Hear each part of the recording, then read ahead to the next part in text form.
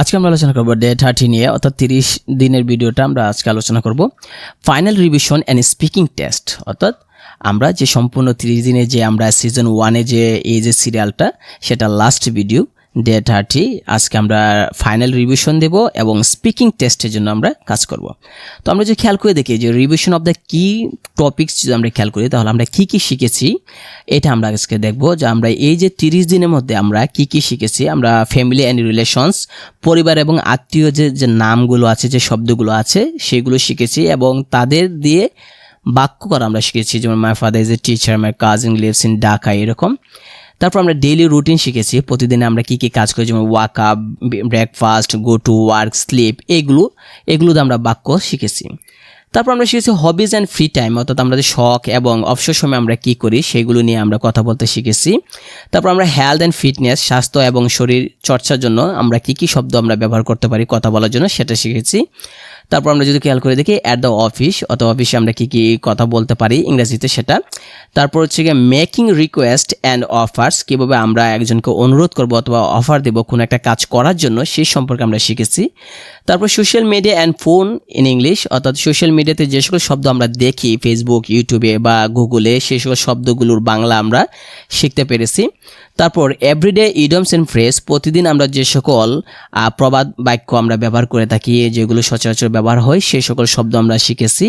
তারপর আমরা travel and transportation যেটা আছে, অর্থাৎ ভ্রমণ সংক্রান্ত, সেগুলো আমরা শিখেছি। শপিং অ্যান্ড মানি, সেটাও আমরা শিখেছি। আস্কিং কোয়েশ্চন, কীভাবে আমরা মানুষকে প্রশ্ন করতে হয়, সেটা শিখেছি। এমার্জেন্সি সিচুয়েশন, অর্থাৎ জরুরি পরিস্থিতিতে আমরা কি কথা বলতে পারি, সেই শব্দগুলো আমরা শিখেছি এবং সেই বাক্যগুলো আমরা শিখেছি।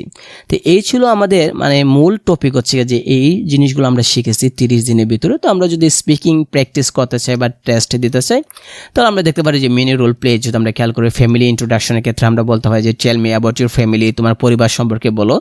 তখন একজন ব্যক্তি বলতে পারে যে I have a father, mother, one brother, one sister বলতে পারে।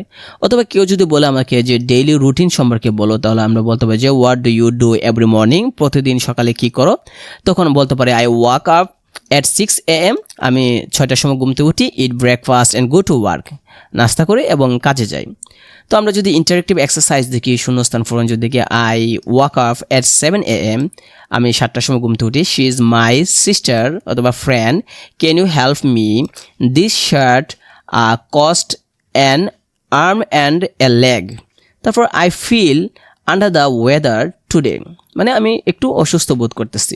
তো এখানে ম্যাচ 2 যেটা আছে, exercise 2, match the English with Bengali, father, hobbies, emergency, fire, social মিডিয়ার এইগুলো অর্থ দেওয়া আছে। তো আমরা জানি ফাদার, হবিজ মানে কি শখ, এমার্জেন্সি জরুরি অবস্থা, ফায়ার আগুন, আর সোশ্যাল মিডিয়া মানে সামাজিক যোগাযোগ যে মাধ্যম যেগুলো আছে সেইগুলো।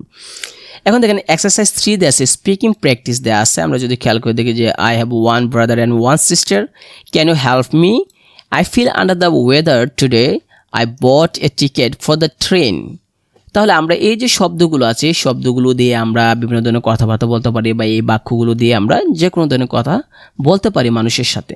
তো এই ছিল 30 দিনের যে আমাদের যে সিজন 1-এ যে যত প্রকার ইংরেজি শেখার জন্য যে টপিকগুলো ছিল, সেই টপিকগুলো নিয়ে আমরা বিস্তারিত আলোচনা করেছি। তো আমরা যদি এইগুলো যদি প্র্যাকটিস করি, অথবা যদি এই বইটা যদি আমরা পড়ি, তাহলে আমরা সহজে আমরা শিখতে পারবো। অনেক সময় দেখা যায় এই বইটা যদি আমরা PDF যদি আমরা পড়ি তাহলে শিখতে পারবো, অথবা এই বইটা যদি আমরা হার্ড কপি যেটা বই হিসেবে আপনার পেতে পারি।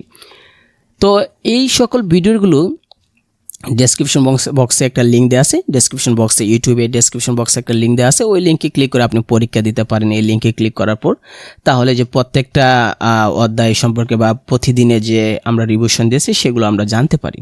তো এই ছিল সিজন 1 30 দিনে স্পোকেন ইংলিশ, যেটা 30 ডেজ স্পোকেন ইংলিশ, সেটা এখানে সমাপ্ত হলো।